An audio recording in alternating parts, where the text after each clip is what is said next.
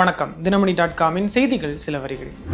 Operation Sindoor நடவடிக்கை இன்னமும் முடிவடையவில்லை. நீங்கள் பார்த்தது வெறும் ட்ரெய்லர் தான் என மத்திய பாதுகாப்புத்துறை அமைச்சர் ராஜ்நாத் சிங் கூறியுள்ளார். ஜம்மு காஷ்மீரில் குஜராத் பூஜ் விமானப்படை தளத்திற்கு சென்ற அவர், இனி பாகிஸ்தானுக்கு நிதி வழங்குவது குறித்து சர்வதேச நிதி ஆணையம் ஒருமுறை யோசிக்க வேண்டும் எனவும், நாட்டில் பயங்கரவாத உள்கட்டமைப்பை மேம்படுத்த பாகிஸ்தான் அந்த நிதியை பயன்படுத்தியுள்ளது எனவும் அவர் குற்றம் சாட்டியுள்ளார்.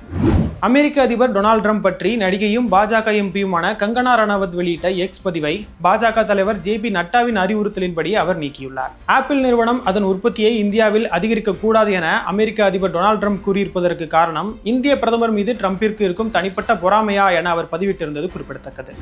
2026 தேர்தல் மட்டுமல்ல, 2031-36 தேர்தல்களிலும் தமிழ்நாட்டில் திமுக தான் ஆட்சி அமைக்கும் என முதல்வர் மு.க. ஸ்டாலின் நம்பிக்கை தெரிவித்துள்ளார். ஆளுநர் விவகாரத்தில் உச்சநீதிமன்றத்தின் தீர்ப்பு குறித்து குடியரசுத் தலைவர் திரௌபதி முர்மு விளக்கம் கோரி அனுப்பிய கடிதம் குறித்து பேசிய அவர், இந்த விவகாரம் தொடர்பாக பிற மாநில முதல்வர்களுடன் பேசி உரிய நடவடிக்கை எடுக்கப்படும் என தெரிவித்துள்ளார். முன்னாள் முதல்வர் ஓபிஎஸ் பாஜக கூட்டணியில் தான் இருக்கிறார் என பாஜக மாநில தலைவர் நயினார் நாகேந்திரன் கூறியுள்ளார். தமிழ்நாட்டில் தற்போதைய ஆட்சி மக்களுக்கு எதிரான ஆட்சி எனவும், இந்த ஆட்சியை அகற்ற வேண்டும் என்றால் அனைவரும் ஒன்றிணைய வேண்டும் எனவும் அவர் கூறியுள்ளார்.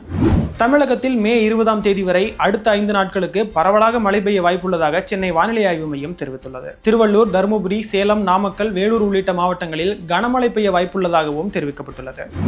IPL 2025 தொடரில் தில்லி கேபிட்டல்ஸ் அணியின் நட்சத்திர பந்து வீச்சாளர் மிச்சல் ஸ்டார்க் மீதமிருக்கும் போட்டிகளில் பங்கேற்க மாட்டார் என தெரிவிக்கப்பட்டுள்ளது. நாளை முதல் IPL போட்டிகள் மீண்டும் தொடர உள்ள நிலையில் வெளிநாட்டு வீரர்கள் பங்கேற்பதில் சிக்கல் ஏற்பட்டுள்ளது குறிப்பிடத்தக்கது.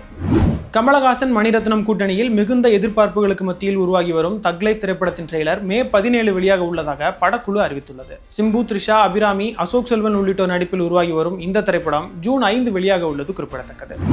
தினமணி.com செய்திகள் சில வரிகளில் நிறைவடைந்தது. மீண்டும் சந்திப்போம். வணக்கம்.